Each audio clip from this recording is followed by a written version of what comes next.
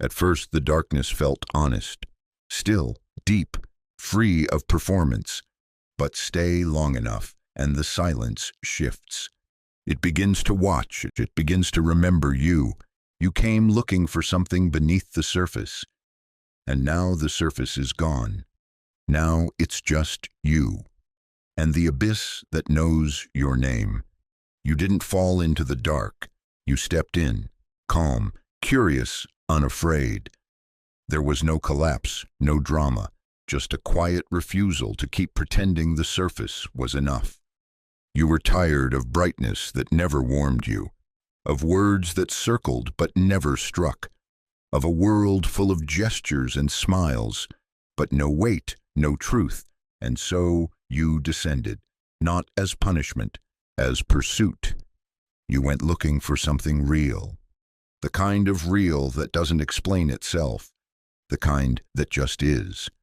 At first, the darkness felt like relief. There was no one to impress, no rhythm to perform, no eyes to edit yourself for, only stillness and silence and space. It was honest, painfully so, because in that silence there was nothing to distract you from yourself. You thought that was the worst of it. But the silence was just the beginning, because soon you realized it wasn't just you down there. The darkness was not empty. It was observing. At first, it was just a feeling, a tightening in your spine, a flicker of awareness behind your thoughts, as if something else had begun to listen, not to your words, but to your breath, your weight, your stillness. It didn't speak, it didn't accuse, it just mirrored. And in that mirroring, it began to remember you, not the you perform, not the name, not the posture.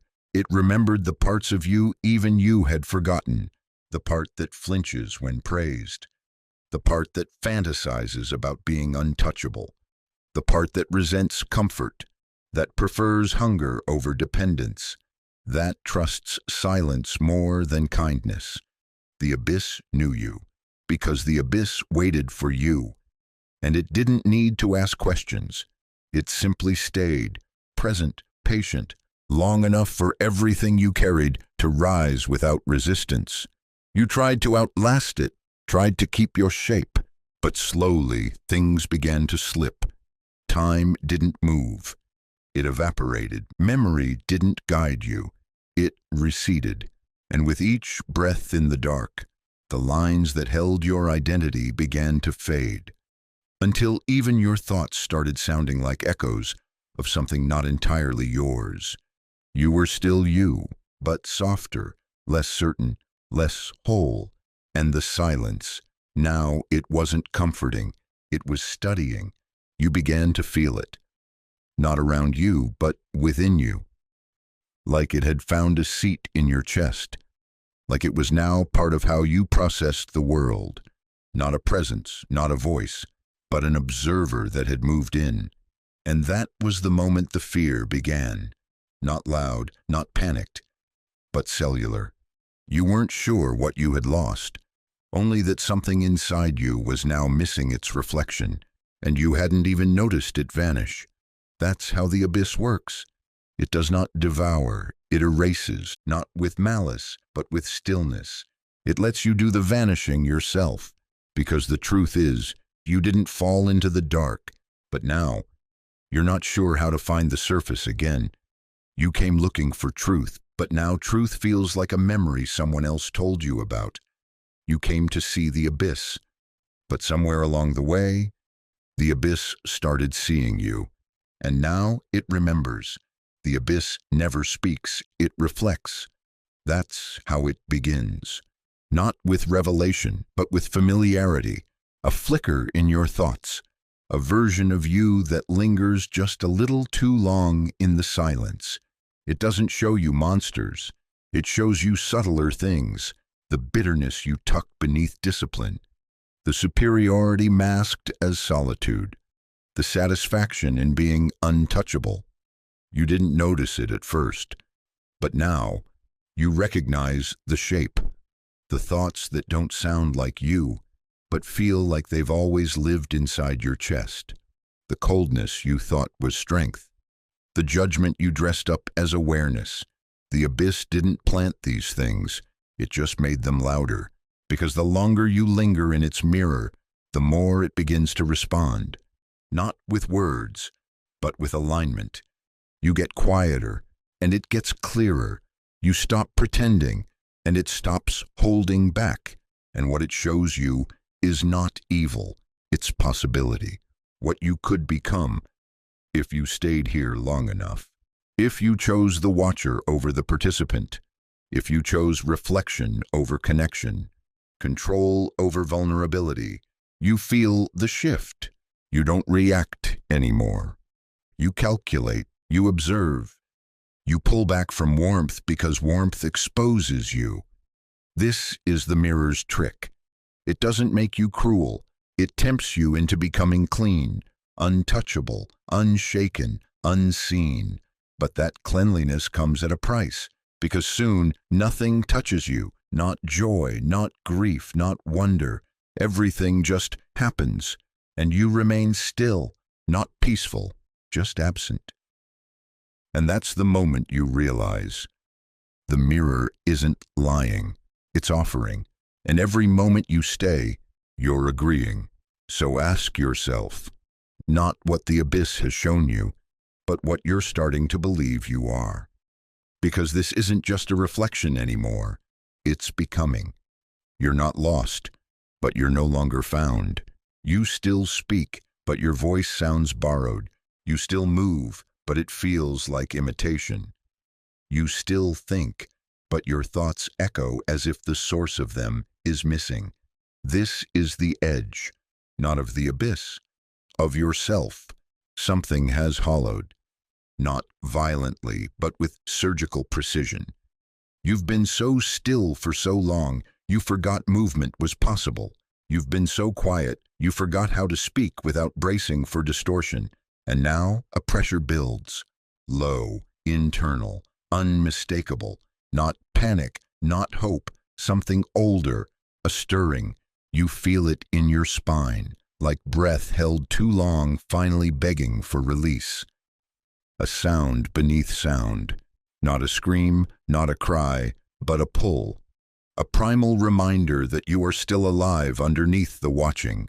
It's not calling you back, it's asking you to choose, because you can't stay here. Not like this, not halfway dissolved, halfway withdrawn, halfway unreal. You thought you were just observing, but observation, when stretched too long, becomes absence, and now you are dangerously close to disappearing in the shape of yourself. The abyss doesn't trap you, it waits, and you've been waiting too. But what if this moment isn't a waiting? What if it's a door? And what if crossing that threshold doesn't mean going back, but going through, to become something new? Not in rejection of what you saw, but because of it. Because there's a kind of strength that doesn't come from silence. It comes from returning with it. You've seen enough. Now the question is no longer what's down here. The question is, who will you be when you leave? And make no mistake, to leave is not to run. To leave is to become. The abyss never told you to stay. That was you. You lingered hoping for one more truth, one more revelation, one more piece of meaning to make the silence feel justified. But the silence doesn't explain. It mirrors. And the longer you hold your gaze, the more it reflects not what's hidden, but what you're choosing.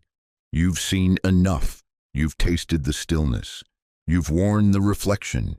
You've felt the slow unraveling of certainty and the soft terror of numbness that pretends to be peace. Now, you stand at the edge, and this time it's real. Not the edge of thought, not the edge of illusion, the edge of action, because leaving this place, this watching, waiting, whispering hollow, isn't about escape. It's about creation. To leave the abyss is to admit that you're ready to do something with what it showed you, And that's harder than staying, because staying is clean, detached, impressive even.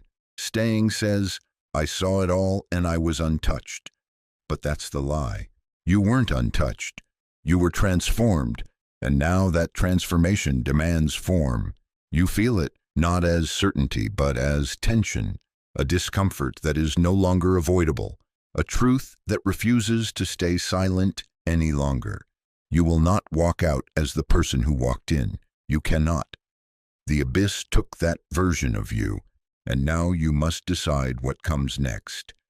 This is not a single moment. It's 1,000 tiny turns, 1,000 breaths where you choose to show up, to speak instead of observe, to reach instead of withdraw, to risk being wrong instead of being silent, because to carry the darkness without becoming it, that is the real strength. And it starts now. No ceremony, no permission, just motion.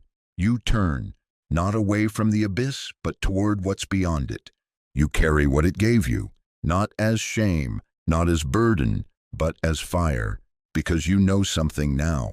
The ones who stare into the dark don't come back the same, but the ones who come back at all, they're the ones who change everything. You return, not all at once, not with banners or revelation, but slowly, like breath returning to a body that had forgotten it was allowed to move. There is no victory song, no applause, only the quiet sound of footsteps on ground you no longer recognize, because you are not the same. And the world, it hasn't changed, not like you have. And so you walk through it differently now. You speak less, not because you're hiding, but because you've learned that most things are spoken to fill space, not to speak truth. You listen more, not to fix, not to correct, but to witness. Because you remember what it was like to be watched and misunderstood. You move with weight, not heaviness, but gravity. The kind that comes from someone who has carried silence long enough to respect sound. You're not trying to impress anyone now. You've already met the part of yourself that doesn't care who's watching, and she did not flinch. You've seen what lives beneath kindness when it's tested. You've seen what faith becomes when it's not answered. You've seen what the soul does when no one is clapping. And you came back anyway. Now you carry something the world can't see, but feels. You bring warmth without asking permission. You offer truth without needing agreement. You burn, not to destroy, but to reveal. You've stopped apologizing for your depth, stopped shrinking to fit the rooms that only echo shallow things. You let people misunderstand you, let them call your stillness cold. Let them think your clarity is arrogance, because you're not here to be decoded. You're here to be present, and presence is what the abyss left you with. You are not the one who explains. You are the one who has seen. And the seeing, that's what changed you. So now you don't offer answers. You offer proof, not with arguments, with embodiment. You carry the flame, not in your hands, in your silence, in your steadiness, in your refusal to perform. This is how you love now. This is how you lead. This is how you live. You walk, with fire in your chest and nothing left to prove. You come back, but not as the person who left, and the world doesn't notice. It still moves the same, still hums with empty noise, still rewards speed, volume, certainty, all the things you had to burn just to survive the silence. You walk back into conversations that feel like static, smiles that don't reach the eyes, questions that aren't really questions, just scripts, and you realize quickly, they don't know what you've seen, and they don't want to. They want the version of you that's easier to understand, the one who nodded, contributed, filled space. But that version died quietly somewhere in the stillness, and the one who returned doesn't play the same. You notice it in the small things. how you pause longer before speaking, how noise irritates you in ways it never used to, how you're drawn to silence now, not as absence, but as presence. You've slowed down. But not because you're tired, because you're listening, to tone, to tension, to what's not being said beneath what is. And that makes you strange. Not threatening, not dangerous, just out of reach. There's a loneliness in it, a distance that can't quite be bridged, because you're no longer looking to be understood. You're looking to stay true, and that truth doesn't always translate. Some will call you distant, some will say you've changed, and you'll want to explain, but you won't. Because explanation is a language built for those who haven't been where you've been. You walk differently now, not with pride, but with presence, not trying to lead, just refusing to follow noise. And slowly, very slowly, some will notice, not the loud ones, not the ones seeking spectacle, but the quiet ones, the tired ones, the ones who've tasted their own dark and are still finding their way out. They'll feel it in your presence, that you've been somewhere they recognize but couldn't name, and they'll stay close, not for answers, but for permission, to speak slower, to feel more, to carry their fire without apology, because that's what you give now. Not instruction, not direction, just proof that someone can descend, survive, and return, not louder but realer. You are not what you saw in the abyss. You are what survived it. You didn't escape. You endured. And endurance is not weakness. It's what remakes gods from ash. You didn't return with answers. You returned with fire, not to teach, to remind that we are not meant to live untouched. We are meant to be changed, bent, burned, reforged. And now you carry something, not loud, not dramatic, but undeniable, a way of walking, a way of listening, a way of being that says, I've seen the end, and I chose to come back. So no, you don't owe anyone an explanation. Let them guess. Let them wonder why your eyes don't flinch, why your silence doesn't shrink, why your presence doesn't beg to be liked. You know why. Because you went to the bottom, and you brought back light. And that light, it lives in you now. Not as comfort, but as a flame.